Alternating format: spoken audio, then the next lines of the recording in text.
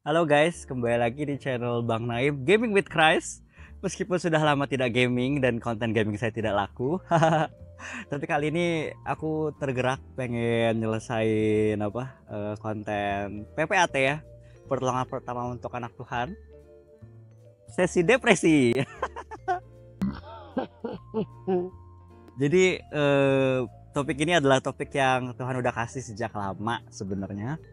Topik ini adalah topik yang sangat dekat sekali denganku ya, karena aku meskipun ya orangnya kelihatannya hahaha ceria sekali, tapi sebenarnya dulu itu sampai sekarang juga pikiran depresi itu masih ada sih.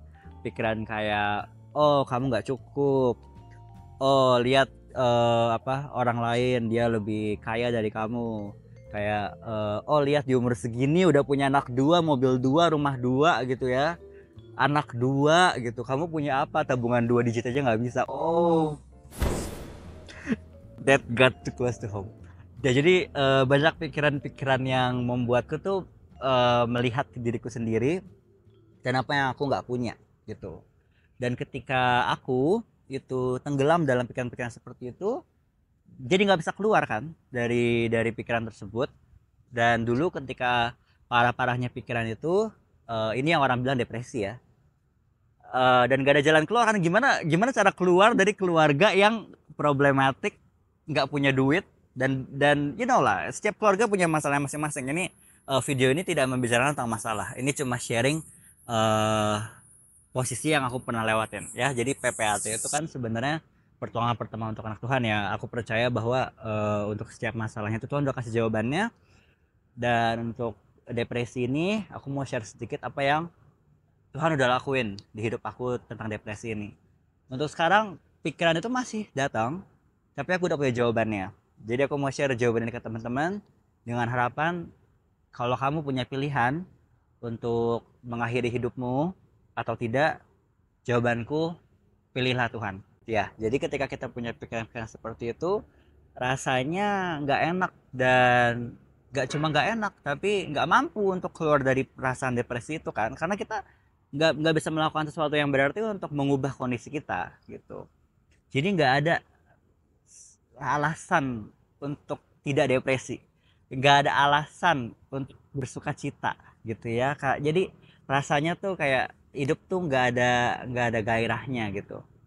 Nah, satu ayat yang membuatku eh, nggak cuma bertahan ya. Awalnya aku tuh dapat ayat ini tuh dari kecil sebenarnya udah dengerinnya kayak wah gitu ya.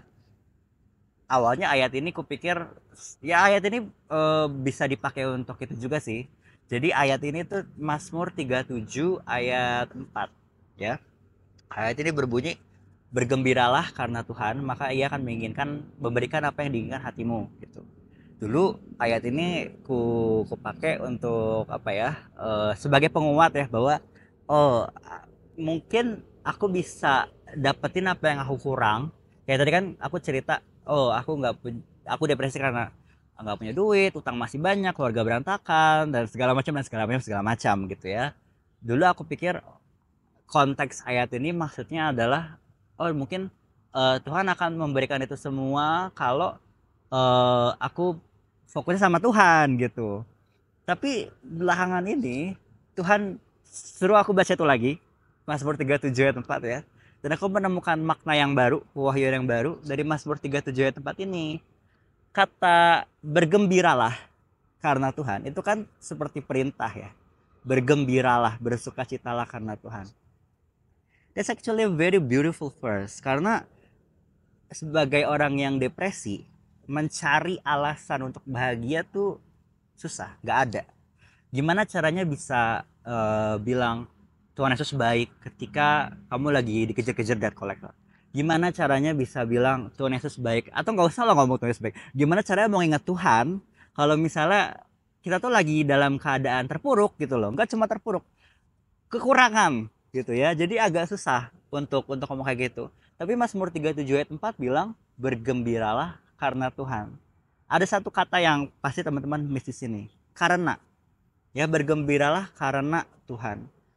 Buat aku itu ayat menguatkan banget, karena bergembiralah karena Tuhan itu menunjukkan bahwa ketika nggak ada satupun hal yang bisa membuat kita bergembira, kita bisa bergembira karena satu hal. Bergembiralah karena Tuhan, karena Dia yang tetap konsisten.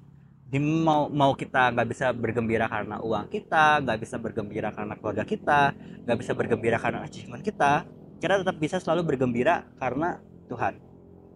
Dan itu membuatku, ketika aku dalam posisi depresi ya, itu sesuatu madu yang menutupi luka banget sih. Karena buat aku yang, Tuhan, ini nggak ada harapan buat aku, I have nothing to be happy about. Tapi ketika aku mendengar lagu Manis Kau Dengar gitu ya, penyembahan-penyembahan, pujian-pujian, aku tuh merasa damai sejahtera. Aku merasa ketika aku berada dalam hadirat Tuhan ya, everything is gonna be fine. Mungkin memang masalahnya belum kelar, tapi ada satu hal yang aku bisa bergembira untuk saat ini, yaitu aku bisa bergembira karena Tuhan. Kemudian dari situ aku kemudian belajar bahwa Tuhan Yesus itu adalah Allah yang sudah mati buat kita, mati buat aku pribadi gitu ya. Sayang banget sama aku, bangkit buat aku, membenarkan aku sekali dan selama-lamanya.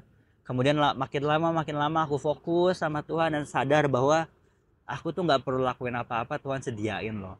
Dan perlahan-perlahan, meskipun semua masalah belum kelar, Tuhan berikan damai sejahtera, kekuatan, kecukupan, nggak pernah kekurangan. Dan aku sekarang kembali lagi ke ayat itu, Mazmur 37 ayat 4.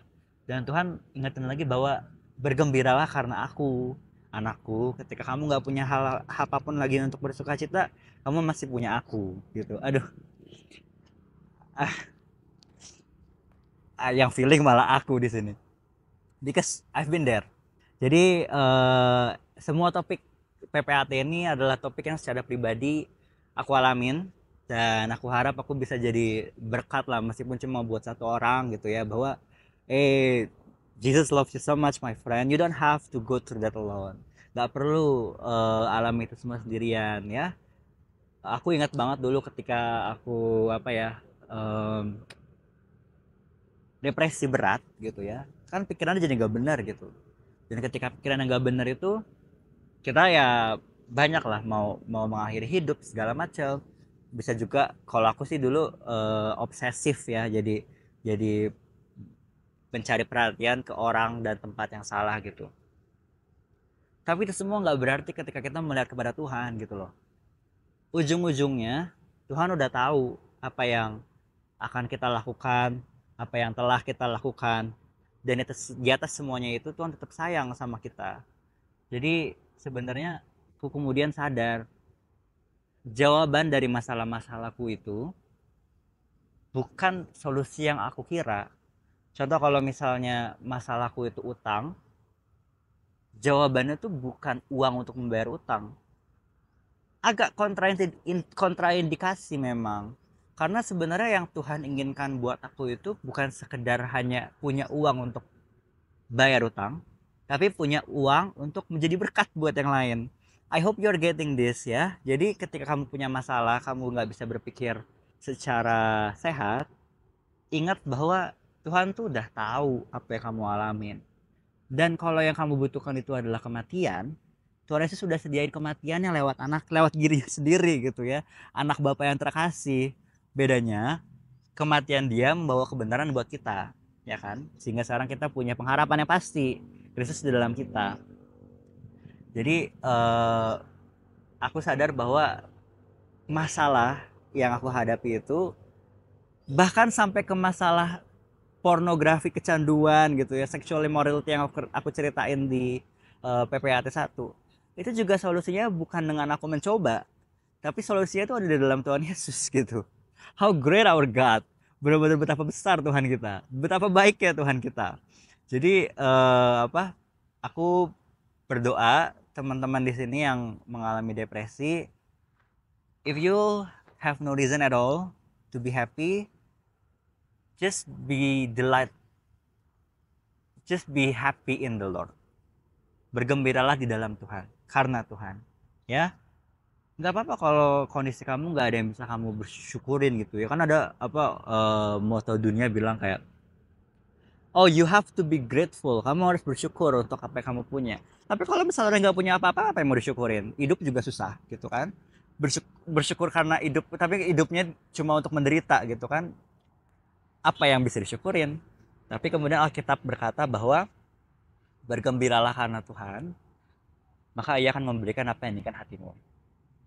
Jadi satu ayat itu cukup powerful untuk membawa aku keluar dari ruang depresi. Dan aku berharap kalau teman-teman punya cerita yang sama atau mau sharing, boleh di kolom komentar ya, supaya kita bisa saling mendoakan, saling menguatkan dalam Kristus. Kamu gak sendirian, ingat kamu gak sendirian. Kak, tapi gimana kalau misalnya masalahku belum kelar?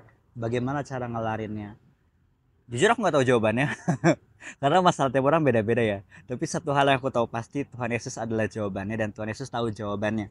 Jadi apapun yang kamu butuhin, kamu pasti bisa temuin kecukupannya di dalam Tuhan Yesus Kristus ya, saudara-saudaraku terkasihi. Jangan menyerah, harapan tuh masih ada, dan kamu tuh berharga di mata Tuhan. Berharga banget sampai Dia mau kasih nyawanya buat kamu. Dia tahu kamu pasti bakal mengalami depresi ini ya. Jadi jangan mau menang. Salah. Jangan mau iblis yang menang. Tuhan Yesus sudah menang di dalam kamu ya. Jadi aku percaya ketika kamu, firman Tuhan tuh iya dan amin ya. Jadi ketika kamu tuh tertangkap ya pewahyuan ini, kamu gak punya satupun hal untuk bergembira, tapi kamu tetap memilih untuk bergembira karena Tuhan Yesus Kristus, aku yakin Tuhan pasti bakal bela kamu sih. Jadi tetap punya pengharapan yang baik sama Tuhan. Jesus love you so much. Kita ketemu lagi di PPAT berikutnya. Bye bye.